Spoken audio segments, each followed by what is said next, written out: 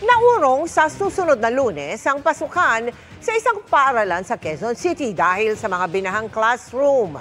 Meron ding hindi tumanggap ng grade 11 para iwas siksikan at merong naghahagpol pa rin ang enrollment. Nakatutok live si Rafi Tima. Rafi?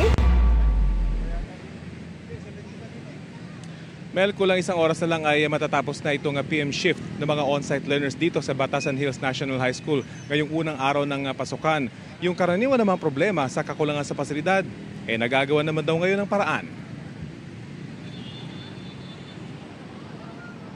Sa kabila ng mga pagbaha sa malaking bahagi ng Metro Manila nitong nakaraang linggo, maayos ang pagbubukas ng Batasan Hills National High School ngayong araw.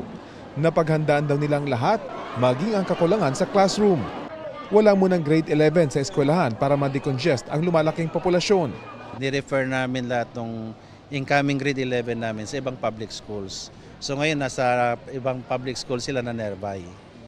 Nabawasan sila ng mahigit 2,000 estudyante. Kaya taliwas sa karaniwang problema sa mga paaralan, sobra roon ngayon ang mga silya at guro. Ang sobrang silya, ibibigay sa ibang eskwelahan sa school district na kulang nito. Ang sobrang guro, i-reassign. Pero dahil malaki pa rin ang mahigit 15,000 estudyante, nagpapatupad ng blended learning ang eskwelahan para hindi siksikan sa mga silid-aralan. May selected sections na naka-3 to scheme na blended. 3 days na on-site, tapos 2 days na online asynchronous. Ang mga gurong nasa gilid ng covered court at nasa mga pasilyo, may tinuturuang online class kasabay ng mga nasa mismong campus. May tig-5 section mula grade 7 hanggang 10 na lahat on-site ang pasok dahil hirap sila sa blended learning. Ang mga nasa grade 12 o yung graduating class, puro on-site ang klase. Kung blended po, medyo nahuhuli po tayo sa mga lessons. And ngayon po na 5 days a week na tayo, mas may time po kami na mag-aral at saka mas may time po yung mga teachers po namin na maturuan po kami. Bukod sa mga magulang na ito na naghahabol pang ma-enroll ang kanilang mga anak, halos wala raw malaking aberya ngayong unang araw ng pasukan. Pero sa Masambong Elementary School, hindi pa rin tapos sa paglilinis ng 15 silid-aralan na binaha at nabalot ng putik.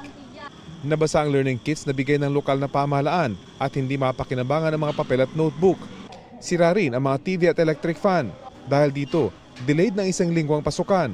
Sa August 5 na ang unang araw ng kanilang klase. Sa palagay ko naman ay kakayanin dahil tuloy-tuloy naman ang suporta ng ating LGU, ng ating DepEd. Lahat naman ito ay mapapalitan at kahit yung ating mga learning kits.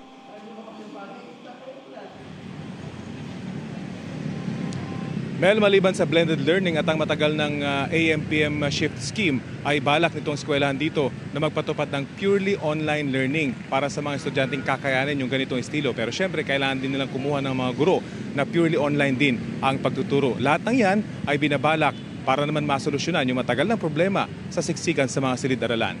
Yan ang latest mula dito sa Batasan. Mel? Maraming salamat sa iyo, Rafi Tima.